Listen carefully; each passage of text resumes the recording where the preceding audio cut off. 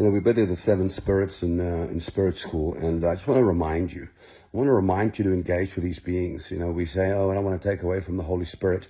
I don't want to take away from Yahweh, and I don't want to take away from Yeshua. I can't engage angels, and I can't engage any other beings. And it's seven spirits is the attribute of the Holy Spirit. Well, it's not. The Bible tells us that it is seven spirits at the throne. Well, let me just remind you, the Holy Spirit is on the throne, not at the throne. And the seven spirits is part of the governance of heaven. It's the bench of seven, part of the bench of three, making the bench of 10.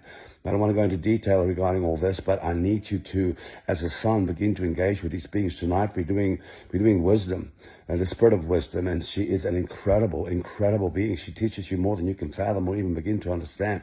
She opens up the gateways. She shows you everything you need to know about who you are as a son in his kingdom, the power that you have in creation, and the glory that comes with a son that function in his position.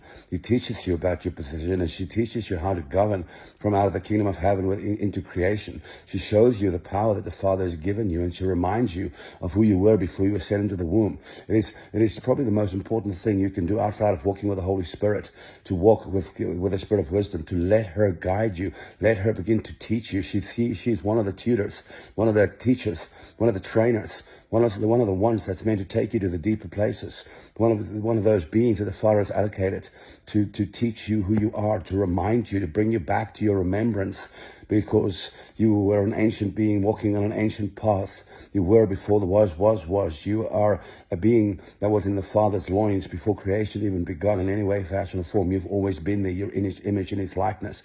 And wisdom was there. She carries that knowledge of who you are in her.